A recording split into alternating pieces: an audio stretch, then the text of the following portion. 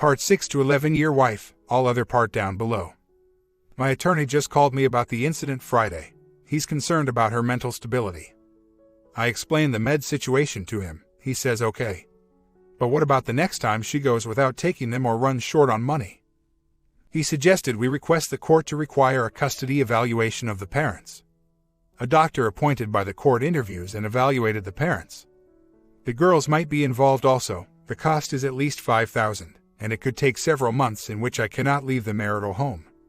He thinks with her mental issues and past history of outbursts that I could end up with primary custody. I have my issues too, but I work on them constantly and have erased many bad traits that I had, mainly toward my W, so he feels I present as the more stable parent. If I were to do this, it would take any chance of future R off the table completely. Regarding her efforts at R, he said it appears the reality of her situation is setting in. I agreed and told him I don't know if her efforts are sincere or just out of desperation. He suggested another path to take would be to request a continuance of the custody suit until a future date pending resolution by W and I. In the meantime, I would remain at home and attempt R. I asked why my intentions for custody of my kids is not clear enough that I can move out. He said I can move out but take the kids or have agreement for at least 50% of the time. If I leave without them or with minimal time, it sends the message that I'm okay with my wife and her parenting abilities and mental stability. It actually works better if I stay at home to prove my concern for the kids given W's irrational behaviors and lack of judgment. He suggested we get an interim agreement for 50-50. That won't happen. She just mentally and rationally doesn't get that I have equal rights our girls. Halloween excitement. While last night was full of excitement and action, it was trick-or-treat night in our town from 6 to 8 p.m. I got the girls fed, homework done, and started having them get their costumes on. STBXW comes home early from work and does their makeup and hair, and out the door they go. We have a lot of stairs leading up to the front door, so I go down to the bottom to give out candy. As I'm standing there in the driveway, I keep getting smell of propane or natural gas. There is a slight breeze, so it's intermittent. Then 15 minutes go by and the smell is stronger. So now I'm getting worried. My gas grill is right inside the garage door, so between herds of kids I rush inside, into the garage and double-check the shut-off valve on the tank. It's tight as hell. No smell in the garage either. I go back outside and walk across my yard to the neighbor's house to ask him if he's smelled anything.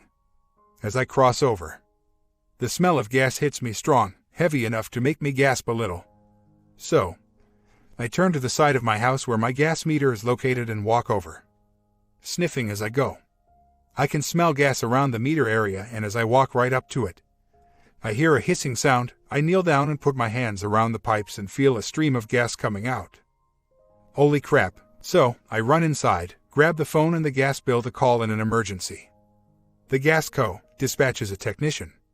Meanwhile, kids are running all over our development getting candy.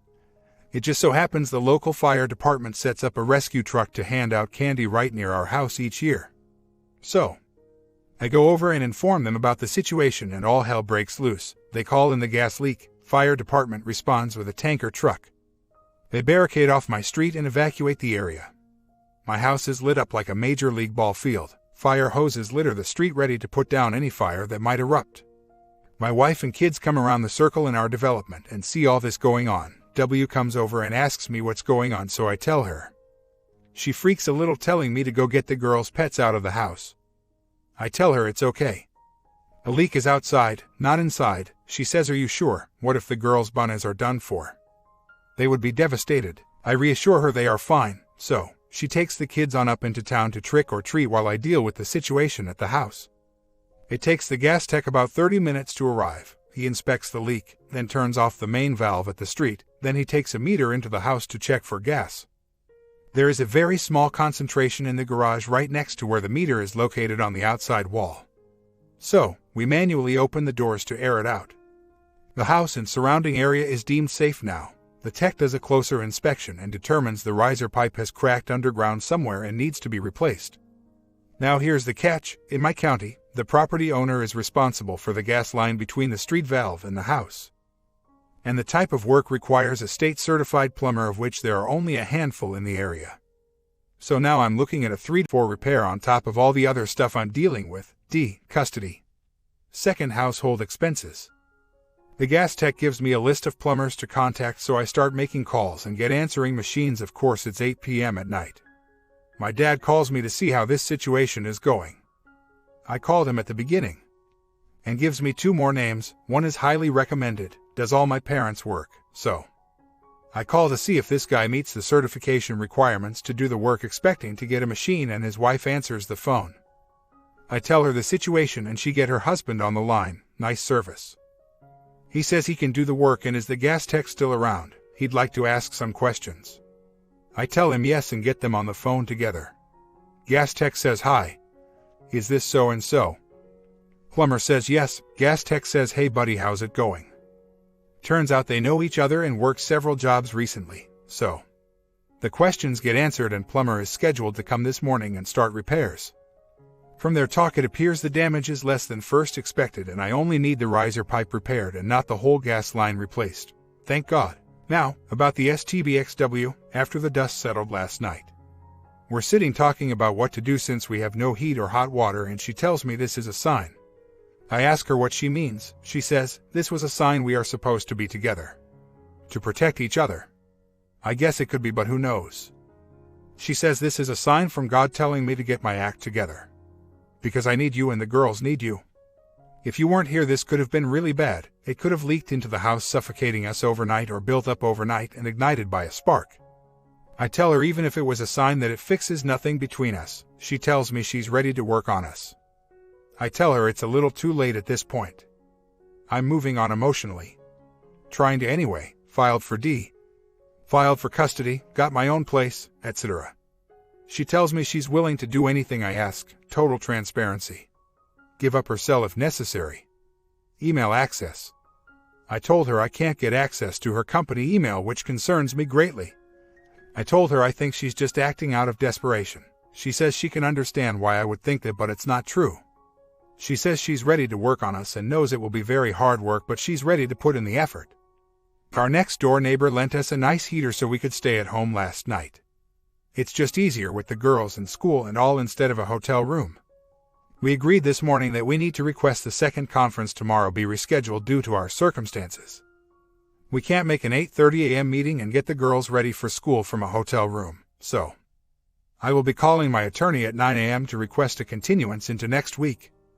I'm going to be completely honest with myself here. I'm becoming very conflicted this last week since she started coming around. Love can be a very powerful drug. I keep trying to weigh the bad times, her outbursts, her betrayal, the broken trust, and everything else negative from our past against the possibility of what could rise up from the ashes of this marriage.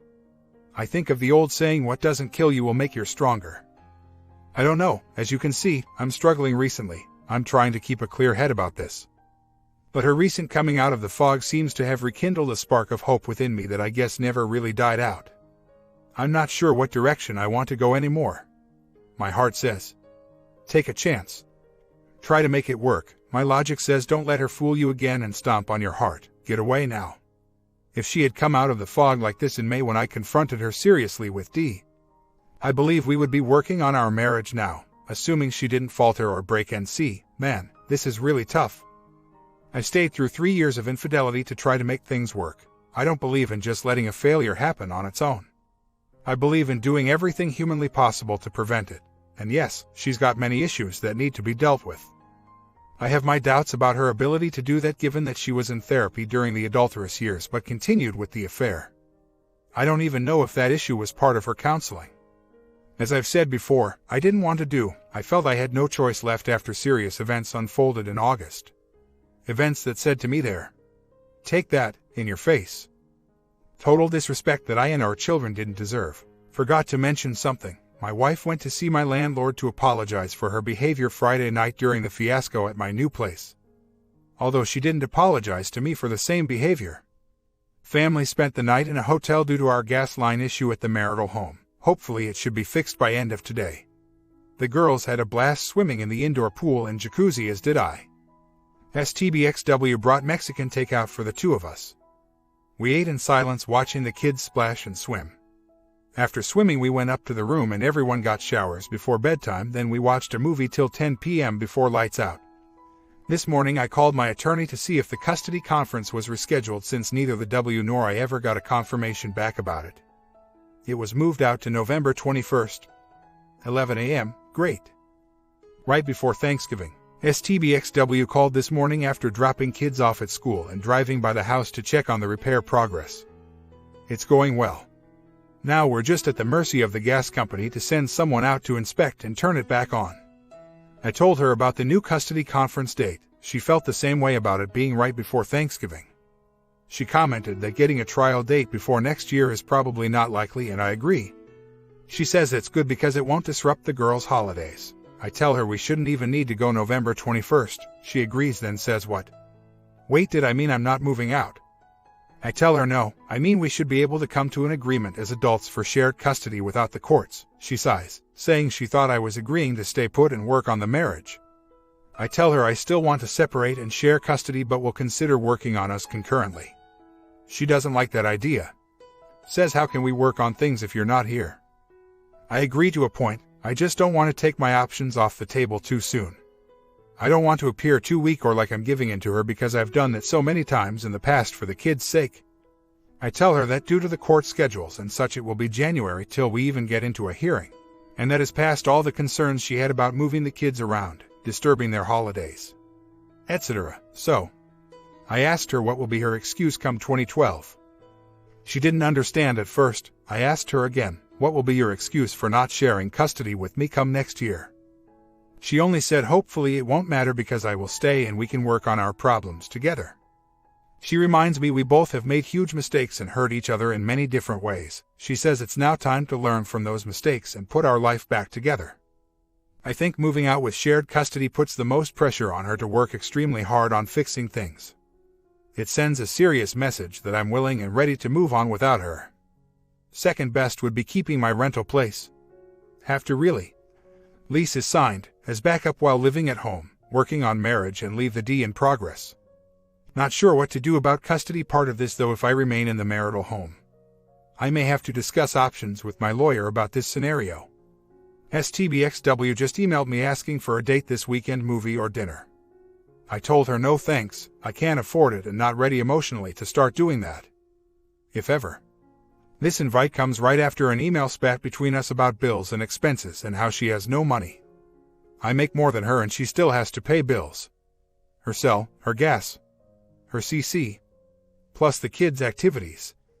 I reminded her she is not having to pay more than her 25% of the expenses, and while she is paying the incidentals, I'm covering the large bills and expenses like mortgage, second mortgage, utilities, groceries, my rent, etc. I have appointments with my IC and med doctor this week. They can't come fast enough. Update. STBXW told her lawyer about the incident at my place last Friday. Right after the event she told me she would not tell her and begged me not to tell my attorney as well. So much for that. What's worse is she lied to her lawyer about what happened. She told her she was in a huff and accidentally brushed against the frig, knocking the pictures off. Then she said she followed me outside because I left to call the police and the pictures dropped out of her hand. WTF. This woman has no integrity or morals. She's just out for herself and will do anything out of desperation to get the most custody she can get or block me from my rightful access to my kids. She told her lawyer I overreacted and that we have had major blowouts in the past, much bigger than this one, and no cops were called. So what? We weren't in the middle of D in custody. She did tell her lawyer it was a nice place, had all appliances, was mostly furnished, and was pretty much ready to go. Her only complaint, and it's not valid, is the place is close to the road. It's no closer to the street than our marital home. It's a sparsely traveled country road. I mean, come on. Be realistic. She did not mention the barn cats from across the street. She also told her lawyer she told me she would do anything I asked, like give me her cell phone or give it up if I would stay. Seems like maybe lawyer encouraged her to try to reconcile to prevent a court battle. Why would that be? Maybe her case isn't strong enough to block me or prevent me from getting primary.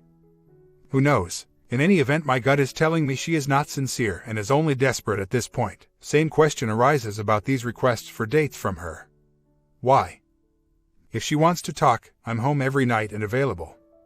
She told her lawyer that I'm just trying to get her back for the affair, to punish her. And she has examples of this from the past.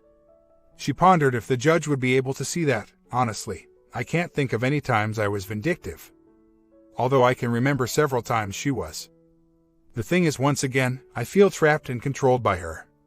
I can't move out. Custody dates have been postponed, and in all likelihood we won't have a hearing until Jan next year. In the meantime, she gets to cake eat with me staying there, providing financial support, domestic support, childcare and all. It just sucks. I'm seriously thinking about telling the girls about my place, to warm them up to the idea. I would attempt to include STBXW in the conversation first. But if she balks, then I just go ahead and talk to them myself, then once they know and think about it for a while. Maybe take them over to see it, then perhaps a few weeks down the road have them stay overnight like a sleepover. Of course. That event would definitely bring out the monster in her. Technically, she couldn't do anything legally to prevent it. The only issue would be emotional trauma caused by her showing up. Attempting to remove the girls, having the police come again and all that. That end scenario is what's holding me back right now. I'm just so tired of all this, I'm thinking of forcing the issue from my side. But then I think of my kids and what they would be going through and I back off. It's better for me to endure the suffering than inflict new trauma on them because I'm losing my patience with the process. Desperation and signs of remorse. This weekend I started to pack up my personal things around the house. I started in the utility room, then family room, then kitchen, living room and so on, just my things like pictures, trinkets, decorations, movies, CD, wedding dishes, pots and pans, etc. I went through closets and cabinets looking for my things to collect and take over to my place. I made a couple trips over to my place. But all in all it was probably only one carload combined. Well, this activity really affected STBXW. She kept talking about saving the marriage. She asked me to go to marriage counseling, even after I move out. She pleaded and begged me to give her another chance to prove herself. She said she would do anything I asked of her. She apologized several times, cried a lot. Said she was sorry for hurting me. She says she now realizes what is important to her. She says she lost her way. Just like I did, but now knows her family, kids, and husband are the most important things in her life. She says she was a fool for getting tangled up in the affair. She says it was a huge mistake and she realizes it wasn't worth breaking up our family and wrecking our life. I continued to rebuff her all weekend. I tried to explain my position and where my heart is at right now.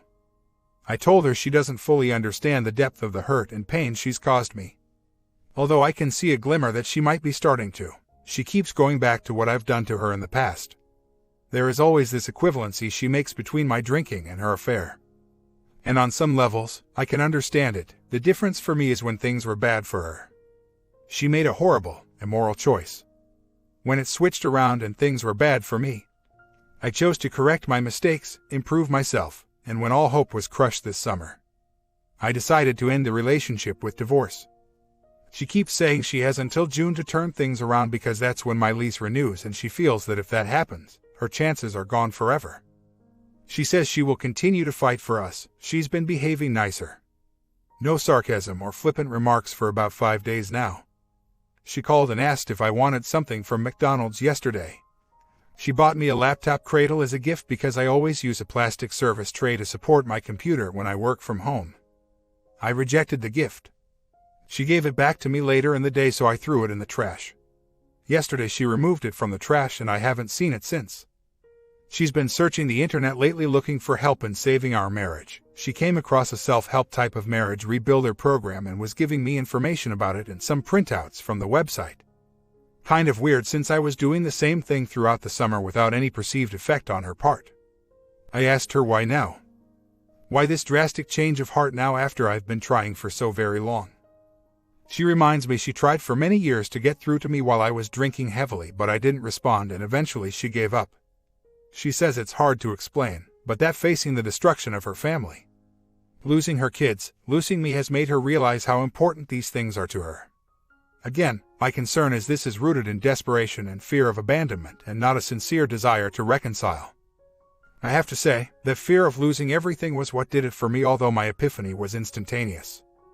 The day I found the email between STBXW and the other man, I knew instantly, in a flash, that I had lost her and my world was about to come apart at the seams. I felt that it was already too late. that I had done such serious damage to our marriage, but I also knew I had to try no matter what the perceived outcome. I had to do it for our daughters and for me because despite the quicksand of negative emotions, thoughts, and behaviors that I had sunk into over the years, I still loved her and wanted her. At least I felt that way until this August when she dealt the final death blow to our marriage and that last thread of hope I had been carrying finally snapped. At that point, as the hope slipped away, so did my feelings for her and my love for her. They just faded away like fog in the morning sun. And all that is left is a single-minded determination to end the marriage, separate, and move on with my life. She says she can see that in me now and it scares the crap out of her. She says I'm throwing away one last chance to make things work and we should both try to make it through this extremely difficult time in our life for our daughter's sake. She says she married for better and for worse, funny how that part is important now. But for sake all others didn't hold any weight. I told her I wouldn't know how to proceed with an attempt at reconciliation at this point. My heart isn't into it anymore. The hope has vanished. The love has faded away. I still care about her as the mother of my children, but the want, the desire, the love for her has evaporated. At this point I would consider separating and then seeing if we can rekindle something, but that hinges completely on custody and she won't budge, so, for me to move out, I will have to tear her down in court, get ugly, drag the girls into it plus all the witnesses and crap. I think after that, we will have just reinforced the animosity between us so much that neither one will want to even look at the other, let alone attempt to reconcile. If we could only come to a mutual custody agreement on our own, without the trauma of a hearing, it would provide the best possibility of future R under the current difficult circumstances. After I complained about her misuse of funds, she tells me her situation was an emergency. I countered by explaining an emergency is something you cannot plan for. Like gas leak. Retaining an attorney is not such an example. She knew the divorce was coming if she didn't change her behaviors because I told her so starting in May and then reminded her repeatedly throughout the summer. Since she chose not to make any changes in behavior all summer long, she should have been saving up for the impending divorce. I gave her plenty of notice ahead of time to prepare for this. I know I'm browbeating her, but I'm upset about this situation. It's just more debt we cannot climb out of while supporting two households on our limited salaries. We're sinking deeper and I haven't even moved out yet, which will incur additional expenses. She finally said she has changed her behaviors. Recently, just not on my timeline. Last night when she got home from work, I had everything done with the girls, all their homework was finished. Supper made and cleaned up, bedtime routine started. I was laying down in the bedroom watching TV and she comes in and starts talking again about R. Pleading with me to give her one last chance, telling me she can never apologize enough for what she's done to me. I ask her what does she want me to do. I'm on the D train, rented a place to live, furnished it, filed for custody, etc. I told her again I want to move out, get settled in and then see if anything can be done about us.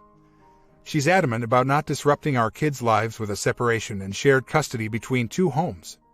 She fears this would push our one daughter over the edge who is rather fragile emotionally. This is my daddy's girl who always worries about me when I leave the house to get milk or gas. Even when I'm in the house and she can't easily find me because I'm in another room doing something, she freaks out a little. I think it's a subconscious fear of abandonment manifesting itself within her. She's had nightmares the past month about me getting hurt or being taken away. Really weird stuff. STBXW tells me she called and made MC appointments. Wow. That's bold. I haven't even agreed to go. She told me it's up to me if I go. But she at least made the appointments.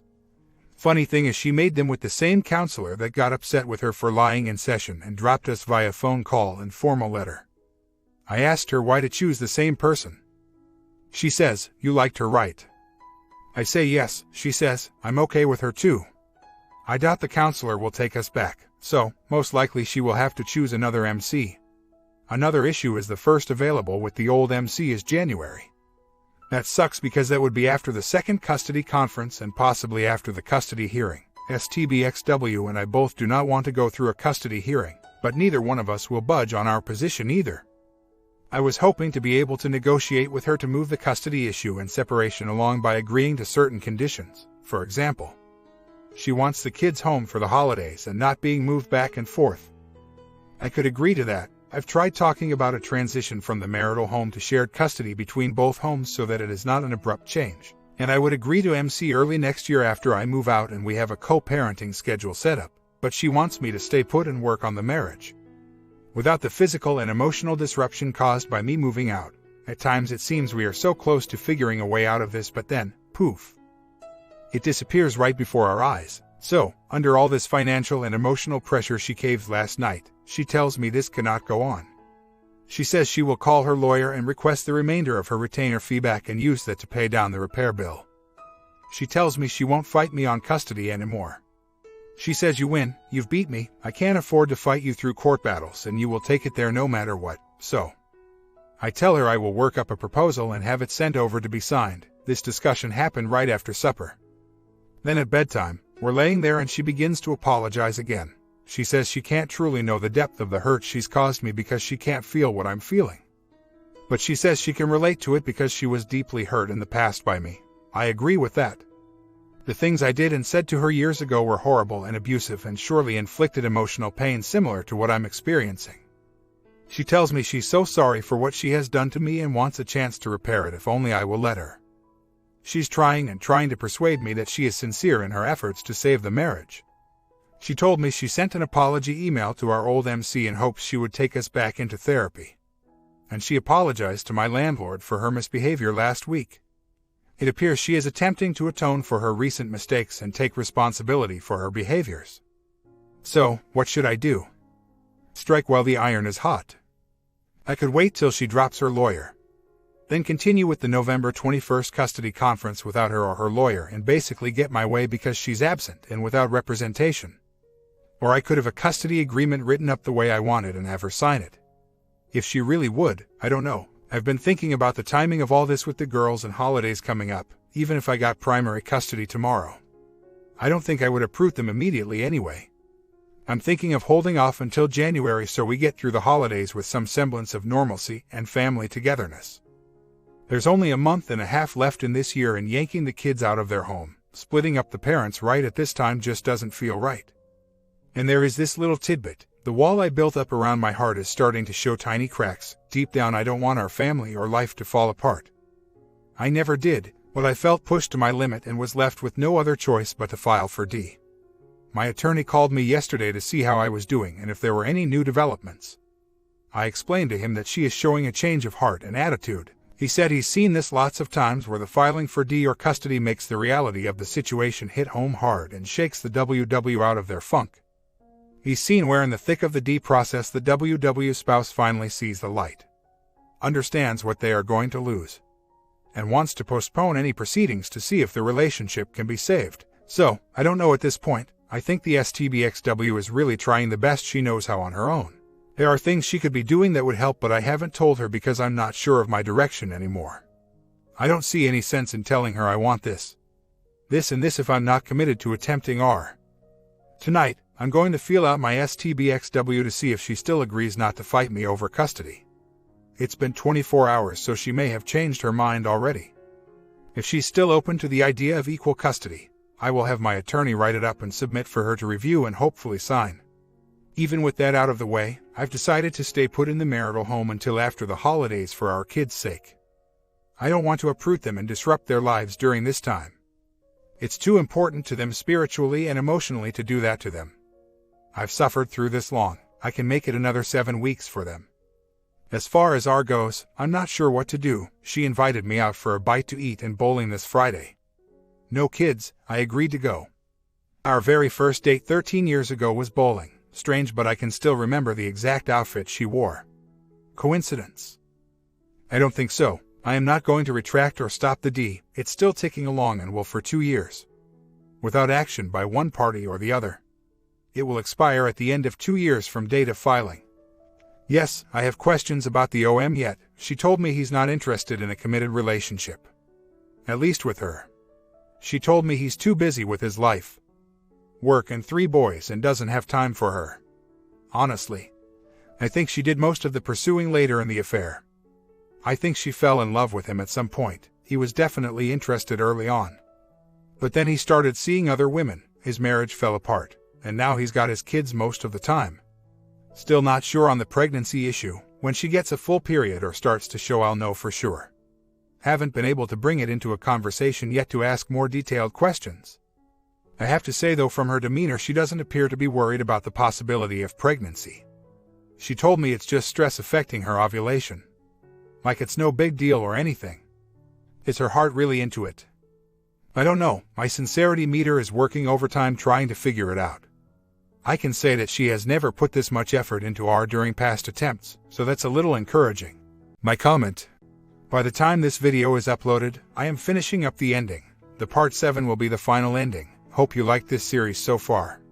Sub and bell. If you're watching this at night, it will be uploaded tomorrow morning. See you there.